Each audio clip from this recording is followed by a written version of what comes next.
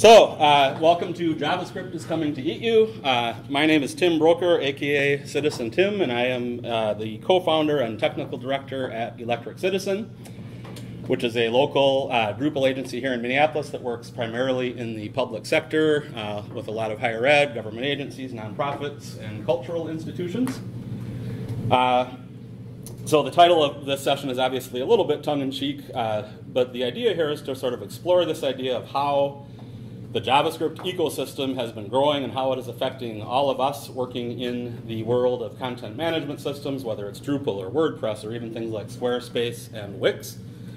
And I'm hoping to sort of move it right along. So it can be hard to structure talks like this, and I usually, when I give talks, like to have some sort of theme or organizing principle. And for this one, I chose the 5 W's and the 1 H.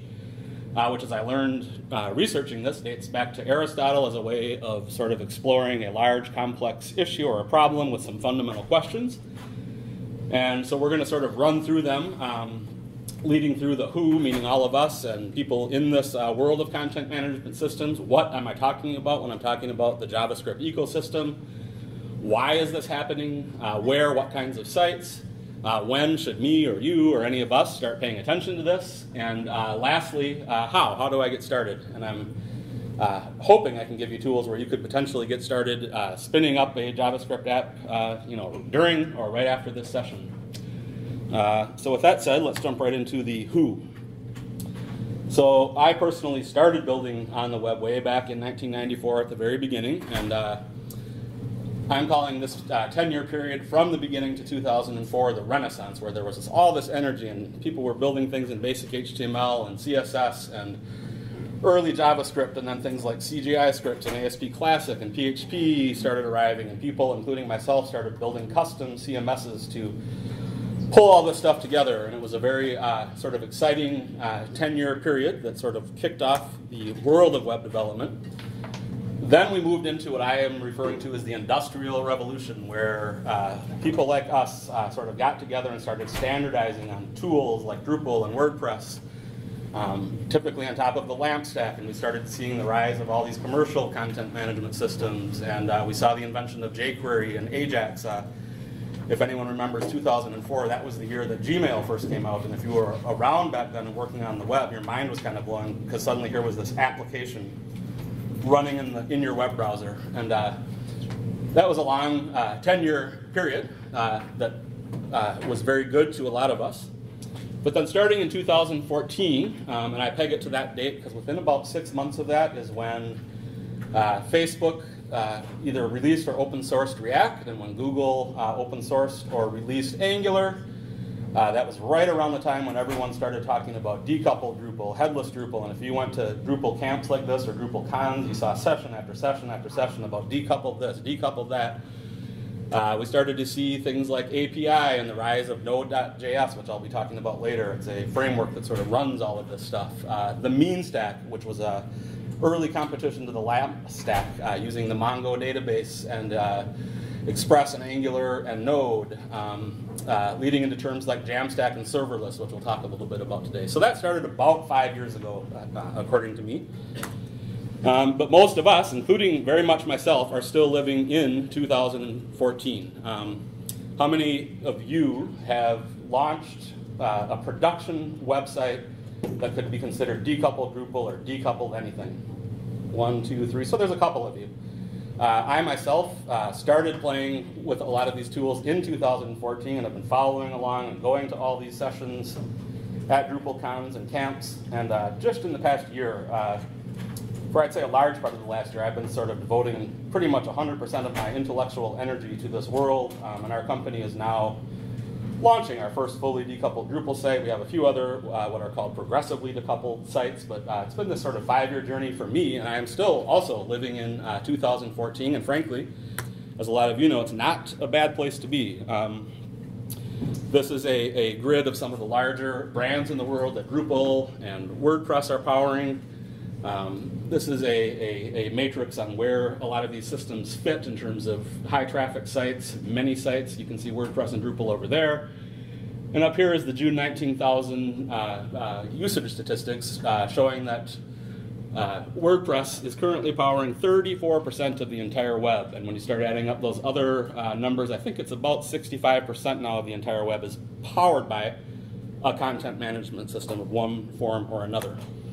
We have $1 billion global marketplace worldwide in terms of all these people paying for WordPress and Drupal-related services and development. Innovation continues. WordPress just released Gutenberg, which is a React-based editor. Drupal is actively working to bring React into our administrative interface. And frankly, they're still the default option for most sites. Most people that you talk to, all other things being equal, are going to assume that these are the sort of obvious choices. And none of that is going to disappear anytime soon. We have this 10-year history of doing these great projects in these great systems. However, this tweet, I don't know Nader Dabbit, but it was retweeted by Jesus Olivas, who is the creator of Drupal console, very heavily involved in Drupal. And this tweet sort of encapsulates where my mind is at right now, and that's that there is this massive paradigm shift happening, and the front end and the back end are coming closer together, assisted by the rise of managed services and serverless tech. I'm not going to go into that now because I do a little bit later. But those who acknowledge and take advantage of this will be the biggest winners in the coming years. And I increasingly believe that, and that's sort of the point of this session, and hoping to get some of you all thinking about why that might be. So real quick, I just want to show some stats and numbers that sort of provide this evidence that somewhere around 2014, this has started happening, and it's still happening. So these are the Google Trend stats, interest over time, meaning it's not how many people, it's how the interest is growing over time. And you can see right around 2014, we have a very high spike in searches for React and Angular. Headless CMS, exact same pattern right around 2016. It shoots up like a rocket. Progressive web apps. Serverless, exact same sort of pattern where people are right around that time finding an interest in this, and that has continued to grow in an almost hockey stick fashion ever since. Then we get to the same time span for the general interest in CMS or content management systems, and you can see that it peaked right around 2005-06, and has been, it's not dropping off a ton, and frankly, as we'll see later, CMSs are still relevant to this world, but general overall interest over time has continued to drop off.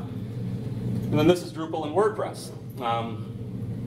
Obviously, you can see the red is WordPress, has a much higher sort of mind share overall than Drupal ever has, yet it shares this sort of downward trend that started right around 2011-ish, where just interest in it over time has sort of started to drop off a little bit. And then this is an actual quote from a RFP response that we recently got from a client out of state. And if you see the bottom there, we would steer clear of Drupal. I don't know how many of you have seen, we've started to see these more and more often, and it is the polar opposite of 2008, when every proposal or RFP we got said, hey, we want a Drupal site, we want a Drupal site, or a WordPress site, and people knew what they wanted. People are actively starting to say stuff like this, right? It's a reality. This came into our inbox a week ago. So why with all this evidence, and are people like me and a lot of you and a lot of other agencies and groups still living in 2014? Well, I have 4 of them that have kept me from really diving into this world, and that's the first, that our tools and techniques work like really, really well, right? We saw that earlier slide with all those brands and the fact that they power such a huge portion of the web, and we know collectively that we can use Drupal to pretty much build anything and know that it's going to be this fundamental, rock-solid framework for whatever it is we're building, and that we're going to be able to grow it over time. And especially historically, this new stuff, this JavaScript world, has been extremely complicated, and even more complicated to do it right. And by right, I mean SEO, accessibility, speed, performance. It's very easy to throw this stuff together and have a pile of garbage that barely runs. It really is easy to do, and it has been, over the past 5 years, really hard to do especially all of those things right. You can often get a couple of them, but it's not easy to do this, and especially historically. That is changing very quickly, as I'll show you in a bit. Reason 3 for me, so when you move into this world of decoupled Drupal and a JavaScript front end, you literally lose, and I have a slide later that shows what, about 80% of what Drupal or WordPress has historically offered you, and that's a big mental leap to make when you're working in this tool or this framework that has been so good to you and so successful, and to think like, well, boy, geez, we don't get views anymore? And finally, especially again historically, it's been super expensive. You're now talking about a Drupal server, a Node server, 2 support staffs, to presumably with different skills to keep both of those running, 2 sets of or two points of failure rather. Now, and back to the earlier slide, a lot of complications just in terms of how this all works. And so those are sort of the reasons that have kept me, and they're all perfectly valid and reasonable and frankly real reasons. Those, I'm not making those up, those are real things. You do lose 80% of Drupal. And yet, today, this is from June 2019, combined Adobe Dreamweaver and Microsoft Front Page, which hasn't existed since 2003, power 1.2% of the web.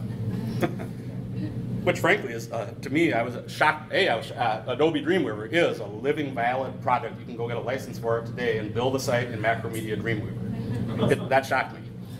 That said, these people, especially the Dreamweaver people, very likely are or have used those exact same 4 arguments. Well, geez, this is so easy moving, and it works. Moving to Drupal or WordPress is going to be complicated or expensive. And there's this very real chance that people in this room who 10 years from now are still building Drupal sites are going to be, like, oh, really? Drupal? What? Maybe it's 1% of the web, or WordPress for that matter. And so, as a Drupal company or agency or developer or a organization, I believe the evidence that I showed is real, that this is something that's actually happening, and we'll go into why again later. But you have 2 options: stay the course or adapt. Stay the course, like I said, all the goodness that Drupal and WordPress have brought us is not going away anytime soon. And anyone in this room could comfortably continue to build and make a living in Drupal sites probably for the next 20 years. That said, I believe in the face of what is happening, that perhaps the wiser option is to start to adapt a little bit. So that's sort of about who, and I really think it's all of us: WordPress developers, Drupal developers, the people who are paying for websites. So what really are we talking about here? It's not really JavaScript that's coming to eat you. It is a new method of architecting websites that is very, very different than what we have traditionally done, which is the monolithic CMS. And I have a slide that's coming up that shows what that is. There is no universally agreed upon term for what that's competing with. Managed services is a very popular one, modular systems, microservices, and a new term that I just heard back in November called the content mesh. I'll explain a little bit about that. But that's really what this is about, this idea of a monolithic CMS versus this new way of building and architecting websites. So this is sort of a representation of what a traditional monolithic CMS looks like. And in this, I'm including things like Drupal, Wix, WordPress, huge products like Sitecore and Adobe Experience Manager and Squarespace. What they all have in common is that they are living off of a web server and a cluster of database servers and perhaps a CDN or some sort of front end. Everything, whether it's your content management, your custom applications, if you're lucky, you might have integrations that change a little bit of this. Often your membership, your search, your commerce, a lot of your customizations and custom applications are all running off of that one system, all coming through your monolithic system and all being rendered to your front-end user using HTML, JavaScript, and in the case of Drupal, Twig. Everything runs through Drupal. And so historically, 10 years ago, a lot of people said, wow, like that's amazing that I can have this one system that does all of these things. It's incredible that I can download a free piece of software and have commerce, an API integration, and a membership database and some custom applications all on this one platform. It truly sort of was this amazing paradigm for how we build these things. So the new world, I'm just going to, for the purposes of this session, call them managed services. The content mesh looks a little more something like this. Rather than having a centralized sort of web cluster of databases and servers, They're typically hosted on any number of cloud-flavored hosts, whether that's a Node.js server, a static server like Netlify. Serverless is a new buzzword that I hope to talk a little bit about later, and cloud native is another new buzzword. And the idea here is that rather than everything running through Drupal, you have all these things over here on the side. And often they are running I have another slide that demonstrates this a little bit more, but they are obviously running their own systems. There is no MySQL database back here. You might have one custom application with a Mongo database. You might be pulling some JSON or XML from somewhere else. You might be connecting to software as a service APIs to do things like memberships or user authentication or search. You might be pulling in static files. You might pull in shopping cart data from a Shopify site, Salesforce data, Google Sheets. And lastly, you very often still have this need for content management. And today, that still is being handled by content management systems like Drupal and WordPress. As I'll talk about later, Drupal has an API-first initiative that has really brought us a long way. WordPress also has a headless API. And then there's a whole ecosystem of competitors popping up very rapidly that literally are trying to be Drupal, to play this role in a very similar way that Drupal might. And I have some more slides on that one later as well. So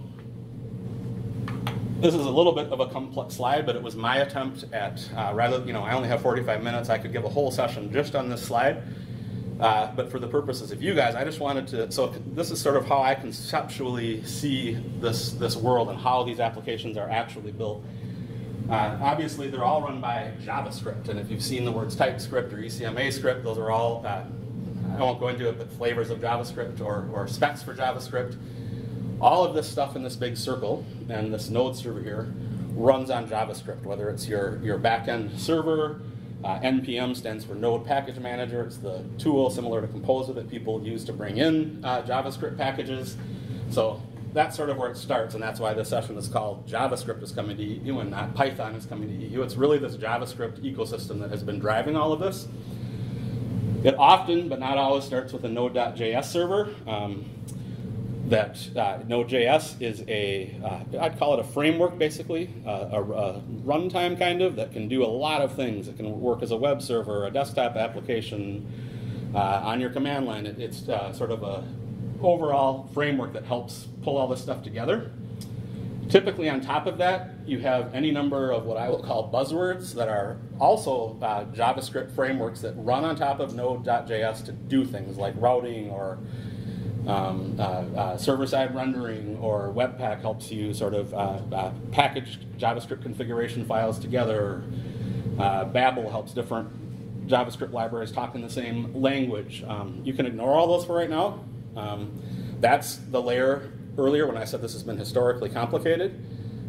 You literally needed to be sort of an expert in all of these things, and that's no longer the case, as I will show a bit later. Then finally, you have what I call data sources, and this is what I referenced a little bit earlier, where you have your data, and it's not necessarily in Drupal, it could be anywhere, and often instead of one Drupal database, you might have one database for your Drupal content, you might have another database storing your Shopify, you might have a microservice that's storing something like beer ratings or something very small, each with their own server, and these are all isolated. Your users are never seeing them. They're all sort of feeding into this larger node ecosystem. And then finally, it all gets pushed out to the user, the people who are interacting with your site, typically with a front-end framework like React, Angular, or Vue. There are some subtleties to this, and the Angular is built to handle a lot of this layer, and that's the reason I don't use it. I will talk more about why I use React later. But it was their attempt to sort of solve that, and it works, but it's this huge learning curve, and React and to some degree Vue are much more flexible in terms of how it's all pulled together. So, okay, moving on. Again, that's sort of my idea of sort of what that whole thing is, managed services, and how that technical architecture comes together. So why? Like why is the interest shooting up like a hockey stick, and why, when we have this great tool in Drupal, would we bother doing this? Why would a client want to pay for it? Here's another slide where we could do a whole session on objectively whether or not these are all true, but I believe that I can say with some confidence that in every sort of major metric for what makes a good website, and I'm going to do a big caveat here, I'm going to say if you do this well, because it's very easy to do a Drupal site or a JavaScript site very, very badly, all other things being equal, and if you do it well, I think you can make an argument objectively that a well-done JavaScript site on this ecosystem is faster than a Drupal or a WordPress site will ever be for things like code splitting, critical rendering, server-side rendering, static rendering. I believe it's more flexible in that rather than relying on this monolithic system to do everything, which again is great until it's not. We have a potential client right now who has 6 or 7 big services all wrapped up into Drupal, and they're all tied together with members, and they're stuck because you can't break off one of them without suddenly, oh, well, now you've got 2 logins and it doesn't work together. So I believe it's more flexible and lets you use the right tool for the right job. If you have used web apps like Netflix, Airbnb, Facebook, several others, I think you can agree often that the just user experience feels faster and better, and it's hard to sort of quantify why that is, except for that it's faster and more responsive and feels more like a modern application than a typical Drupal site where you're reloading page after page and not getting any of those micro interactions or sort of user experience elements. This one I would not necessarily have believed until about a year ago when I started on this. I believe that the developer experience is better. I don't have time to go into a lot about why, other than that, again, I've been doing this since 1994, and this is the first time probably since I really started working in Drupal way back in probably 2004 or 5, that I felt like I'm crafting things as a craftsman versus like clicking buttons and putting things together, and it's this sort of wonderful experience that I have found, at least, developing these things. And this one may be the most controversial, cost. So again, historically, more complicated, more expensive, more points of failure, and there's this common perception, and it's been true for the past 5 years, that this is going to be way more expensive, it's going to break easier. I believe that is rapidly changing through some of the tools and frameworks that I'm about to show you. And that someone asked me last night, like, I was talking a little bit about this, and they said, well, what about all these small nonprofit sites that are on Drupal 7, and what are they going to do? I believe that this world serves those small clients equally as well as it serves Facebook and Airbnb and Instagram and all the sort of big players. Okay, so where is this happening? So I mentioned the big players, obviously Facebook and Google. Facebook is now rolling this out pretty much everywhere in all their apps. Literally, I didn't get it in my slides because this came through by Twitter last night. The New York Times, as of very recently, is rendering their entire website, application, mobile apps in React, which I found a little bit remarkable because that's a fairly new change. I'm going to go to my slide here, actually, to point out that really where this is happening is everywhere, right? It's websites, from very simple small websites to your average websites that a lot of us might be building, to very complex websites, web apps, which are on the web but function and feel much more like an application than a typical website might. And finally, with things like, there's tools like React Native, and people are now building mobile apps in Android and iOS in React Native. And again, this sort of points to this thing where you have this one technology stack, JavaScript, on the front end and the back end, building all of these things, and including things that's becoming very popular in the IoT or Internet of Things. And so I don't believe that this sort of paradigm shift is happening only to giant companies or only to small companies or only for web apps. I really believe it's sort of this global thing that's happening and affecting lots and lots of places. So when should you at all start paying attention to this stuff? So I mentioned until very recently, was also still living in 2014.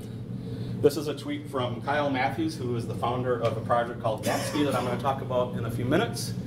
Over the next 5 to 10 years, the vast majority of websites and apps will migrate to a cloud-native framework. Okay, this was a talk he gave at Gatsby Days a month or so ago. And this, again, really resonated with me as I've sort of gotten more and more into this world, in that I think his point was, if you go watch this video, it was sort of in the context of this 35% of the web that WordPress is currently powering.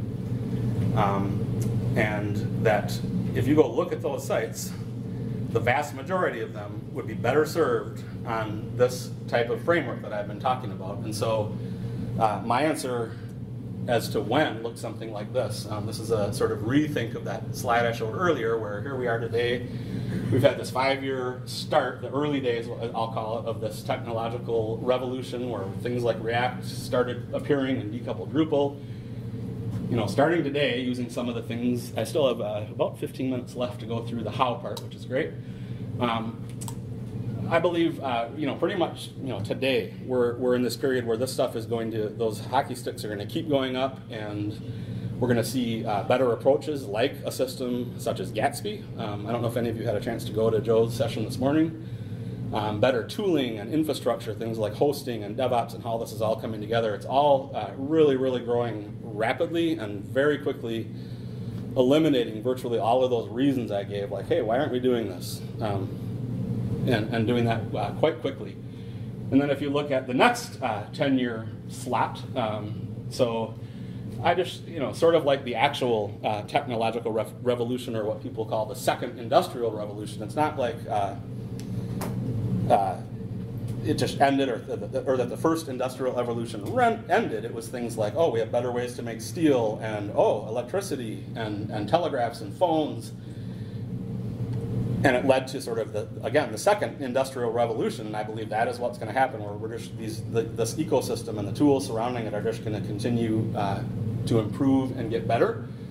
And I know this could be controversial at a Drupal camp, but I truly believe that we're not going to see a reversal of those hockey sticks, where suddenly in 2030, we're going to see Drupal or WordPress start shooting back up again. I just do not think that's going to happen, because I think there's a fundamentally better way to build websites that people are discovering and moving quickly towards. So, okay, I've got 15 minutes. That's okay. I was hoping to leave about 5 minutes for questions, and this is going to be, I think, work out good. I could have also given a whole session just on how to get started. What I have chosen to do instead is sort of give you a hodgepodge of things that I have learned and tools that you can literally look at as you're sitting here or when you walk away today. I have a list of reading resources that I've shared on Google, and I'm going to share the URL here in a minute. They're sort of the top 15 or 20 sites and documents that have helped me along and helped me come to some of these conclusions. Oh, there it is right there. So if you want to write this down, it's tinyurl.com/TCDC2019. It's just a Google Doc with links and a small bit of explanation for why I included those resources. And what you see in that document are some of the things we're going to go over right now. Everyone got that? TCDC 2019. So the first one, I almost didn't include the slide, but I decided I had to. How many people have heard of this? Glitch. Okay, if you were all a room of, let's say, 20-something coders, and I was your code instructor, and I didn't mention glitch, you would look at me like I was crazy. And I say this as a podcast that I recently listened to, where the instructor literally said, he sat in front of a group like this and started saying, okay, everybody, do npm install node, and they were like, what are you talking about? You know, we use glitch. If you look at it, it literally looks like the reincarnation of MySpace or GeoCities, and if you actually go to glitch.com, that will be your impression. That was my impression, and I ignored it for quite a while. But in reality, it is a absolutely remarkable full-stack development environment that allows you to, with the click of a button, in fact, let me see my next slide here. With the click of a button, if you go to glitch.com/hello Gatsby, by the time I'm done with this talk, you will have a full Gatsby site. It's a simple site. It's a simple blog running on Markdown, running on a server that if you want to, you can map a domain to, connect it to your GitHub account. If you go to codesandbox.io/new, With that URL, by the time I'm done with this, finishing this sentence, you will have a create React app spun up saying hello world in one window, all of your code structure in the other world. Again, if you want it to be tied to your GitHub account, and if you want it to be tied to a free hosting platform called Netlify. Sanity.io is a competitor to Drupal. It's one of the headless CMSs that is in the commercial market. I did this last night. I went to sanity.io because I wanted to see, I've been signing up for all these headless CMSs to see how they compare to Drupal. I'm not kidding you that I hit this link, and again, I sort of said this 2 seconds ago, but within 30 seconds, I had a Sanity site, sanity.io site, that looks a lot like Drupal, right? I have headlines and summaries and a WYSIWYG editor and ways to add categories. A GitHub repository with all my code that was automatically created for me. And it had all been pushed to netlify.com, which is a virtually free, especially for small, it is free for small projects, hosting platform, within 30 seconds. And I could have then pulled that into PHP Storm and started working on it. It is so far different than the world of Drupal and WordPress, where you have to install all these things, and it's very, very easy to just get started using Glitch or Code Sandbox or any of these tools. So I wanted to make sure, since we're at Drupal camp, that we talk about Drupal and why I'm still here, and why I'm still talking about Drupal, and why I haven't left for greener pastures. And there's some very, very, very good reasons. I've been working in Drupal since, well, I started playing with it in Drupal 4, and then when Drupal 5 came out, it was like, okay, this is like actually a pretty amazing system. So it's been since then. This is I think it was just last week, or maybe a week or two ago, a blog post from Dries Boytart, who's the Drupal project founder. The best JSON API implementation in existence. And if you read through this, I won't do so, but there's a key thing. Every Drupal entity is automatically made available. If you have a Drupal site, any Drupal site in Drupal 8, and you've updated to 8.7, the JSON API is now in core, and if you enable it, and have no fear, there's nothing to configure, there's nothing to do. You enable this module, and you go to this URL of your site, what you are going to see is a JSON representation of every single entity in your site, all your users, your content, your media types, your paragraph bundles, all exposed with one click of one module. And I believe that, I have a few more slides, but I believe that fundamentally, this is why Drupal is as relevant, or perhaps more relevant than it's ever been. This all started during the Drupal 8 development cycle. Very quickly, we had something called the API First initiative, where people really were like, wow, to survive in this world that I just described, we need to be here. And we are now, literally with Drupal 8.7. Click, you have this sitting there to then go query and pull into that content mesh, or those now Drupal becomes one part of a much larger service for you, where you're managing your content here, but maybe you're not managing your store here, or even your users here. There's a lot of subtleties, but number one reason why Drupal is still relevant. That said, when I go back to my earlier slide about how we lose 80% of Drupal, this is really hard for people sometimes to wrap their heads around themselves, or around. Can I use it? Views? No. Twig? No. Layout Builder? No. Contrib modules? Vast majority of them are now useless to you, other than utility modules, perhaps. Web forms, the search API, those are all gone in this world. What you are left with is what I think, historically, Drupal has been really, really good at, better than anyone else, better than most commercial CMSs. If you go start looking at Sanity and Contentful and Graph CMS, and you go into their UIs, you will get a strong appreciation for how good Drupal is at this. I may have a slide on this, but Contentful, for example, one of their base plans starts at $879 a month. Not only can it not do, and in fairness to them, they have some other features that Drupal doesn't do, but someone in their support forum said, hey, how do I schedule a post? Sorry, you don't. And you're paying almost $1,000 a month for this service, and you get to wait for them to decide if and when they're going to get around to that. In the Drupal world, of course, we've all sort of agreed on how to do these things. This is kind of how it looks for Drupal. It's still sitting there as your backend, but it changes just about everything else that we historically struggle with when we're working on Drupal. Hosting, we run a support division in our company, and about 80% of our support tickets are solved with, actually that's for a different point, support and maintenance, but I'll continue, by clearing cache, right? In this new world, in particular when we get into things like serverless and the JAMstack, there is no cache to clear because everything is sort of on the edge and your users are getting cloud-based bits of data that aren't living in the cache. But my point about hosting was, most of our clients are now paying, a couple hundred to thousands a month to either Pantheon or Acquia to support these infrastructures like Varnish and Redis and all the backups and staging servers and development servers. In this world, that kind of goes away, and you can now host your Drupal site on a low-powered, low-cost, inexpensive server that, frankly, is probably going to be behind HTTP authentication, and a lot of people are now running these on servers that automatically power down when they're not using them, especially for sites where someone goes and adds a page update a couple times a week or a new press release. There's no reason to even have the server running because no one's ever hitting it. Maintenance. Again, we run support and maintenance for our clients, and how many of you love Wednesdays? Anyone? So every Wednesday, if you don't know, the Drupal security team may or may not release a core or multiple security updates for modules. In this model, it doesn't matter because you're living behind HTTP authentication or maybe your server's off. You can now schedule this and not have your entire staff spending an entire day updating 4 modules across 35 sites. It just goes away and it becomes this thing like, hey, once a month, let's update Drupal, even if there are security vulnerabilities.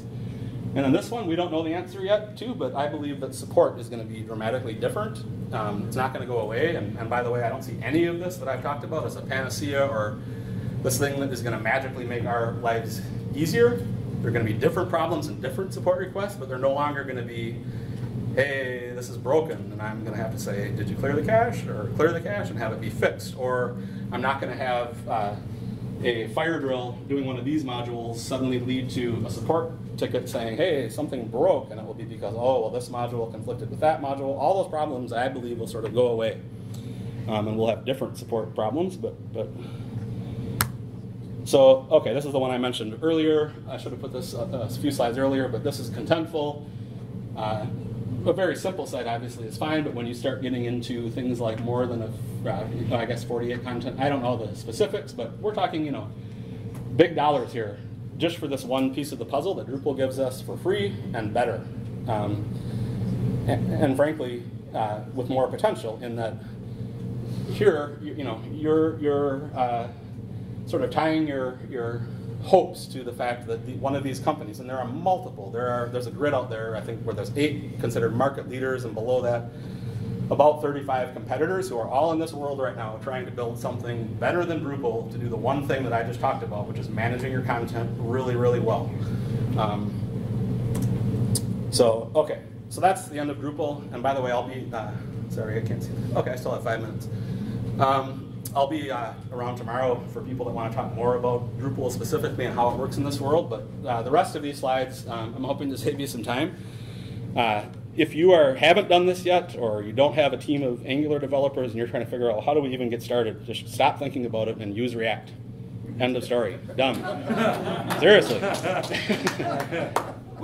It's now in WordPress core. It's coming into Drupal core. It is by far the #1 starred project on GitHub. It is lightweight and single purpose, and if you read this is their official description. A JavaScript library for building user interfaces. People tend to get intimidated by, oh, React. It's literally a library for building these cool, fast interfaces. It's not easy necessarily, and there's a learning curve, and it involves programming, but if you know how to do loops in PHP and conditionals, you know how to do them in React, and suddenly take those skills and start building things, cool things with them. If you believe me and choose React over something like Vue or Angular, and you haven't done this and you want to get started, 100%, 1,000%, do nothing else before you go install Gatsby, either through however you want. They have a tutorial. There are multiple ways to do it. And it, I believe, will kind of blow your mind. And I'm going to talk through a little bit about what Gatsby is and why it's important. It is a I call it a React-based application generator. People mistakenly call it a static site generator. That is kind of true, but not really true, because of what it really is a tool powered by GraphQL, which is a fabulous query language that unifies all of these data sources. Over here we have Drupal and WordPress, maybe Markdown files, and then we have all these APIs and external databases. This GraphQL layer allows you to talk to all of those on a single project. During what's called the build step, it pulls all this data in and builds for you a React application built with HTML and CSS in React, meaning unlike a Jekyll site or a Hugo site that is truly static, this is actually a full functioning React application that can then, with the click of a button, or automatically be deployed virtually for free to something like Netlify or OzAmplify or any number of these services. We don't have time for me to talk. I should give a full session on this, but honestly, especially if you want to learn React, it is the absolute, in my opinion, perfect way to learn React, because when I first installed this, I bet within 30 minutes I had built my first React component in Gatsby, and I just had it say, hello world. 30 minutes later, I had it talking to Drupal, and I was pulling in blog posts, and then I was pulling in media, and trust me, if you want to get into this world, just try it. I do believe it is the future in many ways. If Gatsby is not the future, so the different Gatsby, let me see. Okay, I'm going to go back to 2 slides in a minute, but Gatsby is built on what's called the JAMstack, which stands for JavaScript, reusable APIs, and pre-built markup. Any server, any of those monolithic CMSs that I showed earlier are automatically not on the JAMstack because they have either a Node server or a PHP server in the backend. A JAMstack site simply does not, and that means it can be hosted on a site like Netlify, and it can be a full React app, and instant scaling, there's no security, there's no database for anyone to hack. You could have 12 people visit it or 12 million people visit it, and you would get the same exact throughput and the same exact performance. And so that's one of the true beauties of JAMstack, and why, again, I don't have time to get into this, but why I think that this world will be so well suited to so many sites, not just Facebooks and Airbnbs and Instagrams of the world, but a small nonprofit who needs a site that they know is going to be secure, fast, well built, and hosted for almost nothing. Suddenly this world makes a lot of sense for them. That said, if you need to go beyond a static React application, there's now a framework called Next.js, and again, I can't really talk about this, but it has, if you think back to that earlier slide I showed with the red globes, and I talked about Express and Koa and Webpack and Babel, similar to Gatsby, they have put together a framework that just solves all these problems for you. Things that even 3 years ago would take a developer months of learning and training and experimenting. They've just sort of solved it for you, and that's where I got back to where I really think the next 5 years are going. And that said, I listened to a podcast called Syntax FM, which I would highly recommend if you're getting into this world. It's Wes Boss and Scott Tolinsky. They did a recent podcast in February called Next versus Gatsby, and this was a quote from Wes Boss. I would never build anything in React without choosing Next or Gatsby. And this is one of the premier JavaScript developers in this world. He runs probably the most popular paid React course. And his partner said, wow, that's a bold claim. And then he said, but you know what, I agree. So in other words, all this thinking you had to do, if you buy what I said, like, hey, use React, your next steps are not that hard. Gatsby or Next, and that may change in 2 years or 3 years, but right now, today, there are no other options. There obviously are, but these are 2 very, very great options. We did the JAMstack. So I'm going to end here. Actually, I think I have one more slide after this. Yeah, I'm going to end here with this tweet again from the founder of Gatsby that really resonated with me. Websites are just derived data, y'all.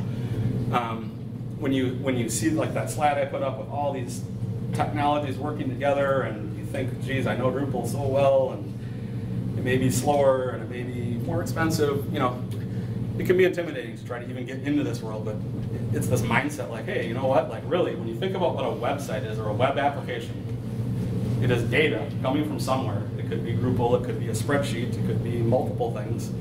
somehow getting assembled and being derived to your user in a browser. And when you start to think about that and start to think, well, maybe there's a better way, then we've been doing it for the past 10 years. And maybe it's not that hard to learn. That might help me sort of get around this mindset, like why, oh geez, like we can't give up that 80% of Drupal and views and all these things that we've spent 10 years learning, but you know what, maybe we can, because there may be a better way. So with that, I'm right on time. So thank you. I will take questions because I think we have a few minutes before the next.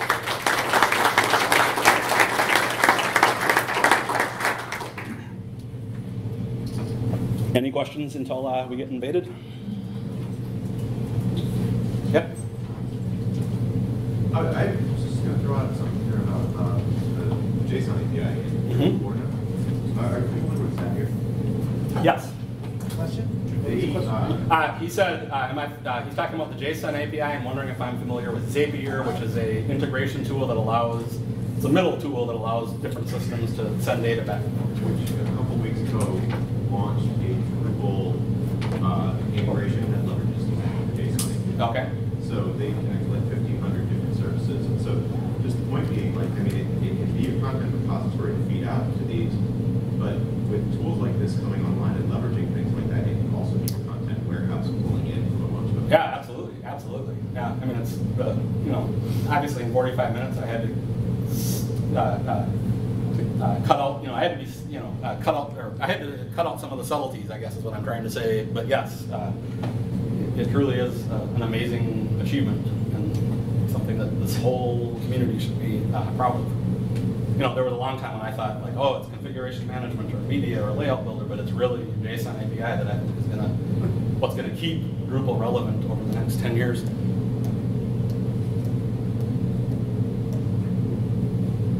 Yeah, kind of related to the keeping Drupal relevant thing.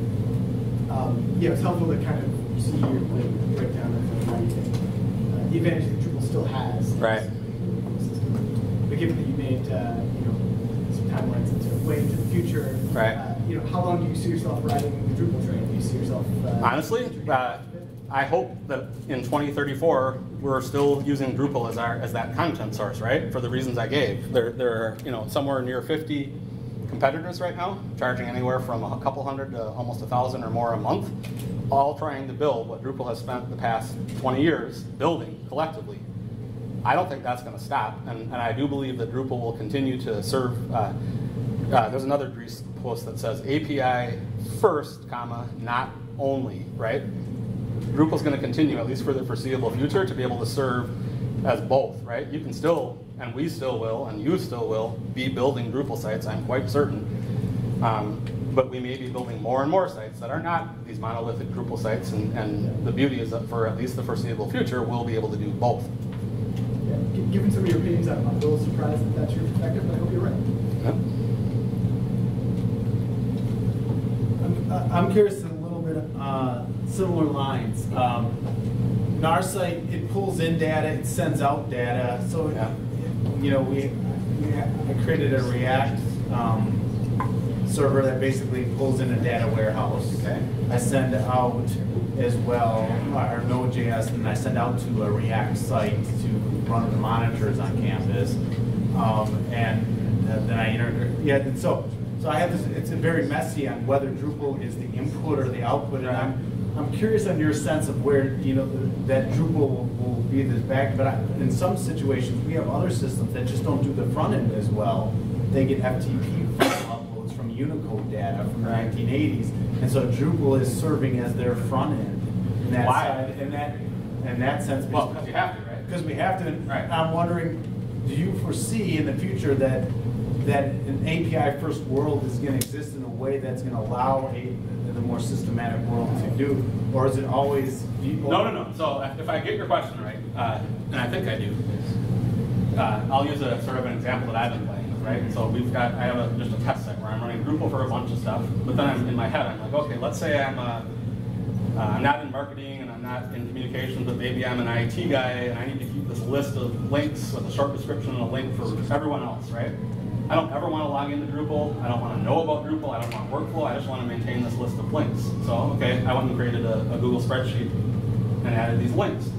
And in systems like Gatsby, where it's pulling in all this data from multiple sources, that's kind of, I think, what you were getting at, right? Where you have some data that's in FTP and it's just sitting there and you can't, and we have to push it through Drupal because there's no other way to do it. In an API first world, you could connect to Drupal where it makes sense, and your editors need things like workflow and WYSIWYG and media and taxonomies. But for some obscure system that's sitting somewhere else, you can still pull that in, not into Drupal, mind you, but into whatever your end build is, and push everything out through that same front end. Was it Jason that? Yeah, I was wondering, just in terms of users contributing content, if your Drupal's spun down, like if they're doing, say, a rating on something or a comment on something. Yes. So, okay, again, I had to leave a lot of things out. There is, obviously, again, I did say none of this is a panacea. It's not going to save us all, and there are some drawbacks, in particular to a system like Gatsby, and that it is not made for what you did. He was talking about, okay, what if people are adding comments or frequently adding content or doing this or doing that?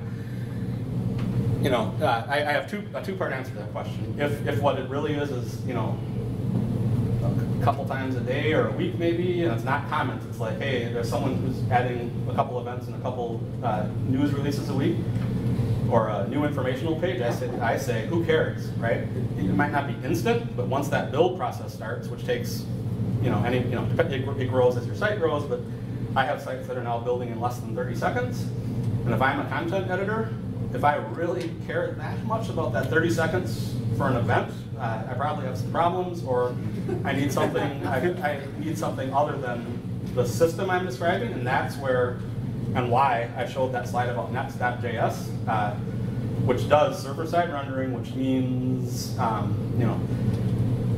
you can have a website and you can have a product manager who adds a new product to your backend database, and instantly it's going to show up on that website with no build process, no nothing, because it's querying directly. So again, there's a lot of subtleties and a lot of use cases, but that's why I threw that slide up about the vast majority of sites, because when you really go look at the vast majority of sites, you don't have things like commenting anymore. And if you do, it fits into this API world, and you use a service like this, Gus, where you're not running it yourself, you're just calling in an API and doing that.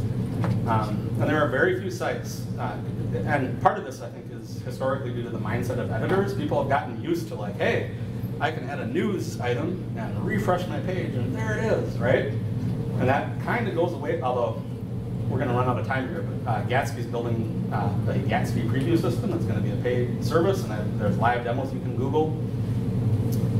And unlike Drupal, where you're worrying about your cache and a page refresh, because this is a React app, they are building a preview system where in one pane they had, I think they're using Contentful as their demo, which looks a lot like Drupal in one pane, and in the right pane was the website.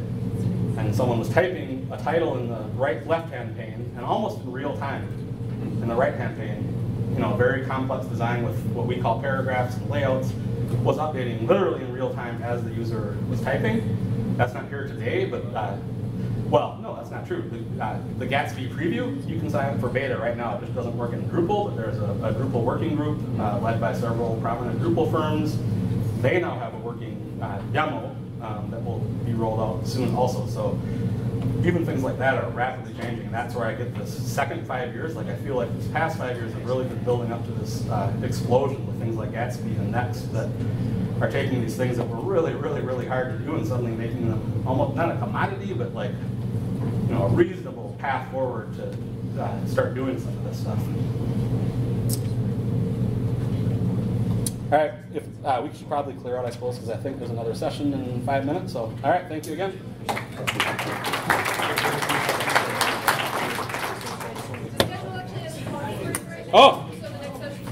Oh, okay. Well, I'm happy to keep answering questions up here then.